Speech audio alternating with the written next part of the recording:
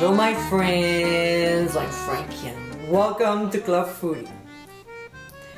David and I have most everything in common. It's great because it makes the relationship less complicated. But when it comes to Italian desserts though, our all-time favorites are not the same. While he enjoys his tiramisu, I enjoy this dessert instead. In today's episode, I'll show you how to make my cannoli. Whoo! What a scrumptious sweet treat! With a nice crispy fried cannoli shell, stuffed with a beautiful creamy ricotta and mascarpone cheese mixture, this dessert is heaven in your mouth. So my friends, let's get cooking. First, let's make the dough for the cannoli shells. In a large bowl, we'll add flour, vanilla sugar. Now please don't buy it and simply click on the top right corner of your screen to make it from scratch. We'll also add ground cinnamon and ground sea salt. We'll whisk the dry ingredients very well before adding small cubes of cold butter.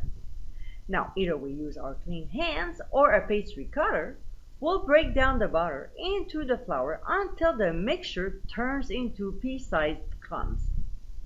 To this, we'll add an egg and cold Marsala wine. We'll stir very well, and then we'll use our hands to put the dough together. At first, it will look like it won't stick together, but eventually it will. And then we'll knead it until smooth, about 4 minutes. We'll form a ball with it by pulling under and place it on a cling film. We'll wrap it tightly and transfer to the fridge for 1 hour. Meanwhile, we'll make the stuffing. First, we'll make some whipped cream. So in a bowl of a stand mixer, we'll add heavy cream and a 1/4 cup of powdered sugar. Same thing here. Don't buy this pricey food item at the store and make it at home instead by clicking on the top right corner of your screen. So we'll process on low speed at first and then increase to medium-high. I won't go into details, but to make perfect whipped cream every time, click on the link. Next, we'll spoon it to a small bowl and set aside for now. Back to the bowl, we'll add ricotta cheese. Unless you are buying ricotta cheese in pastata, it will need to be drained first. So to learn how, you know what to do.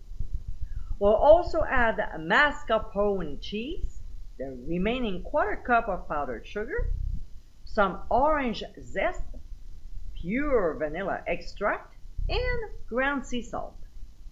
With the paddle attachment, we'll process on medium speed for 1 minute.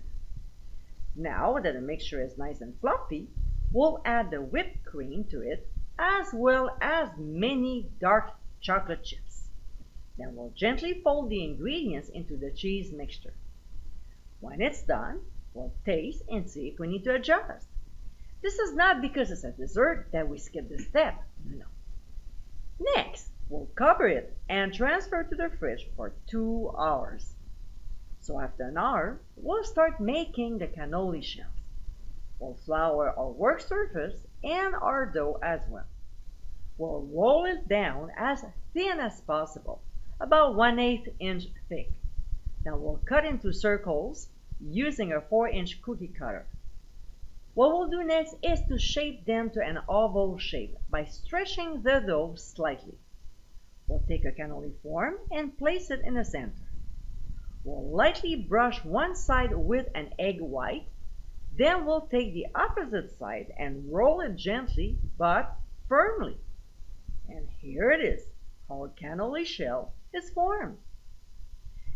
Next step, in a saucepan, we'll heat oil, and when it reaches about 350 degrees Fahrenheit, we'll carefully place the cannoli forms, making sure not to overcrowd the pan. We'll fry them until golden brown, rolling them around, and trust me, it won't take that long. We're talking about a minute here. We'll carefully remove the shells from the pan, place them on a baking sheet lined with paper towels to absorb any excess oil, and let them cool off before removing the forms, about 7 to 10 minutes. Alright, so after the filling has been chilled for a couple hours, we'll spoon it into a piping bag and cut the end off, big enough to fill the shells. So here's how I do it. I take a cannoli shell and pipe the filling halfway from one end, then flip it over and repeat with the other end until filled. See? Just like this. Yum. When it's time to serve, I pipe a little dab of stuffing in a small serving plate so the cannoli stays in place. Then I sprinkle lightly with confectioner's sugar. It's optional, but come on, let's indulge ourselves. And my friends, this is our cannoli. This incredible Sicilian pastry is so scrumptious.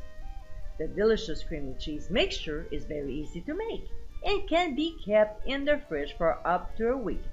Therefore, it can spoil you and your family for the next 7 days. I hope you give it a try soon, and be sure to visit clubfoodie.com for ingredient amounts and more info. Until next time, my friends, bon appétit!